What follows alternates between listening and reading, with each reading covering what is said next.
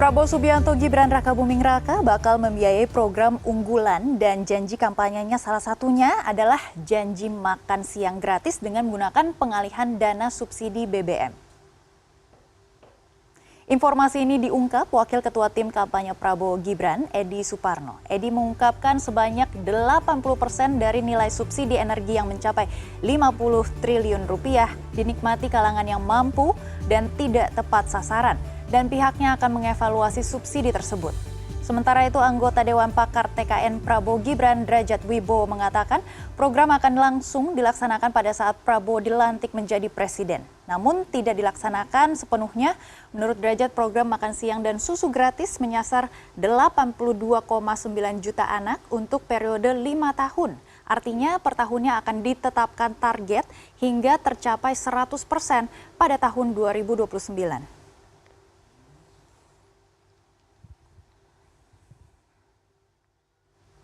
Pasca pemilihan umum 2024, program Prabowo Subianto Gibran Rakabuming Raka jadi sorotan karena ingin mengurangi subsidi energi demi mendanai program makan siang gratis dan janji populis yang mereka umbar selama kampanye.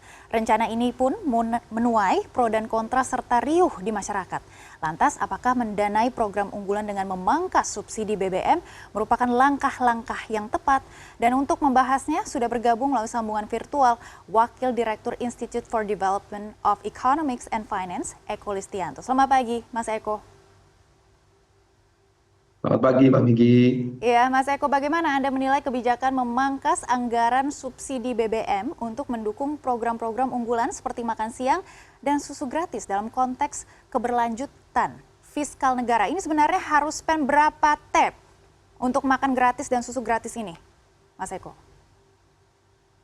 Iya, kalau dari hitung-hitungan memang sangat besar ya, waktu disampaikan itu kan hampir 400 T ya per tahun begitu. Nah, sebetulnya kalau ya kemarin ada klarifikasi juga ya bahwa yang mau dilakukan itu adalah upaya efisiensi begitu. Salah satunya mungkin dari subsidi energi ya, tapi kan mungkin masyarakat ya bahasa gampangnya kan pemangkasan begitu ya. Nah, untuk penghematan subsidi begitu. Nah, terus dialihkan kepada program ini begitu. Tentu saja kalau kita lihat program ini ya sangat populer ya, sangat dikenal oleh masyarakat awam begitu. Tapi dalam pelaksanaannya mengingat jumlah dari anak-anak Indonesia juga besar sekali, tadi sudah disampaikan lebih dari 80 juta begitu ya. Ini tentu tidak mudah begitu dan memang yang paling mungkin ya kalau menurut saya dengan anggaran kita yang juga terbatas ya, sebetulnya yang sangat terbatas itu adalah ruang fiskal kita begitu. Nilainya berada di bawah 30% ruang fiskal kita, artinya belanja-belanja yang tidak terikat ya, jadi di luar belanja transfer ya, di luar belanja pendidikan, kesehatan begitu, dan juga pembayaran utang serta subsidi itu sendiri itu paling masih di bawah 30%, sehingga memang kalau nanti ini akan dieksekusi ya, ketika nanti mungkin Pak Prabowo menjadi presiden begitu, nah itu memerlukan pentahapan saya rasa ya. Tapi juga pentahapan saja, kalau anggaran kita memang hanya sekitar 3 ribuan triliun, ini tentu tetap tidak mudah Mbak Megi ya, karena tadi per tahun kalau dalam hitungan ya butuh sekitar 400 triliun. Kalaupun bertahap kan tentu dalam 5 tahun ke depan ya jumlah anak juga meningkat ya, itu juga pasti juga menjadi challenge tersendiri bagi program ini begitu. Baik, tadi kita melihat begitu ya, subsidi BBM yang disampaikan oleh Edi Suparno yang mengungkapkan sebanyak 80% dari nilai subsidi energi yang mencapai 50 triliun rupiah ini tidak efisien seperti itu dan nantinya akan dialihkan kemungkinan untuk program ini. Tapi hanya 50 triliun rupiah, tadi Anda menyebutkan 400 triliun rupiah untuk memenuhi program makan gratis dan juga susu gratis ini. Bagaimana Anda melihat pemangkasan subsidi BBM ini?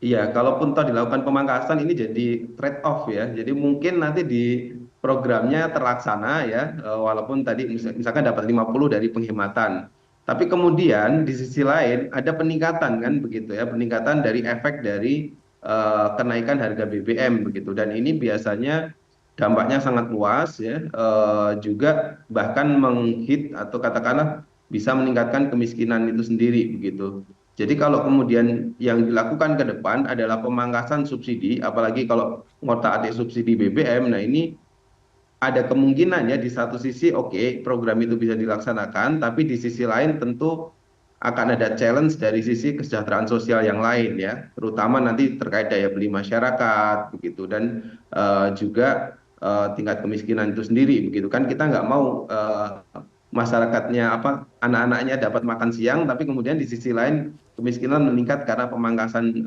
ini tadi ya subsidi BBM misalkan begitu. Walaupun kita tahu bahwa subsidi BBM ini sebagian ya penikmatnya adalah tidak tepat sasaran, tapi eh, jalan keluarnya itu menurut saya sih tidak harus sangat ekstrim begitu ya, kecuali memang kita siap gitu, misalkan transportasi publik sudah siap ya, atau bentuk-bentuk energi terbarukan juga sudah siap begitu, itu baru bisa dilakukan. Tapi kalau tidak, ya harus ada tahapan pula begitu ya, tahapan-tahapan yang kira-kira tidak terlalu menggoncang kepada perekonomian begitu, terutama menyangkut daya beli masyarakat begitu Mbak Megi ya. Jadi memang paling mungkin ya menurut saya memang bertahap begitu, mungkin dimulai dari daerah-daerah yang katakanlah ya jangan terlalu terpinggir banget gitu ya, karena di situ nanti pasti ada problem distribusinya juga. Tapi setidaknya memulai dari kantong-kantong kemiskinan ya yang mungkin ada di sekitar bisa perkotaan dan juga pedesaan begitu yang memungkinkan begitu. Tapi sekali lagi sepertinya sih harus bertahap ya, tidak bisa eh, apa istilahnya 400 triliun dalam setahun itu saya rasa terlalu ambisius untuk bisa merealisasikan itu. Pasti nanti itu akan mengganggu keberlanjutan atau sustainability dari anggaran APBN di pos yang lain begitu. Karena meningkatkan anggaran 400 triliun yaitu tidak mudah begitu di situasi ekonomi kita hanya tumbuh 5%-an begitu. Baik, jadi selain pemangkasan subsidi BBM, ini sepertinya ada APBN yang lain harus dipangkas ya. Nah, menurut Anda, pos-pos apa lagi yang harusnya digarap dan juga dialihkan ke program ini? Kalau kita melihat ya sebetulnya di katakanlah belanja-belanja terikat pun itu kadang-kadang bisa dilakukan efisiensi ya. Contohnya misalkan ya bagaimana mengefisienkan supaya kegiatan-kegiatan yang dilakukan birokrasi itu ya katakanlah kalau nggak urgent banget ya bisa dilakukan di dalam kantor mereka sendiri misalkan begitu ya, dan itu bisa menimbulkan efisiensi juga kan begitu. Digitalisasi ya, kalau kemudian ini memang mau dimasifkan di dalam penggunaan apa aktiviti sehari-harinya birokrat ya, itu juga memungkinkan untuk dilakukan efisiensi begitu. Jadi sebetulnya upaya efisiensi bisa dilakukan ya, tapi apakah ini nanti semuanya harus diarahkan untuk program makan siang gratis ini ya, saya rasa juga nanti harus dilihat juga begitu tingkat ini ya efektivitas dari program ini juga begitu, karena kan kalau kita lihat bahwa problem utama kalau dikatakan mengatasi stunting yaitu tidak dimulai dengan makan siang ya. Itu mungkin lebih tepatnya ke gizi buruk begitu.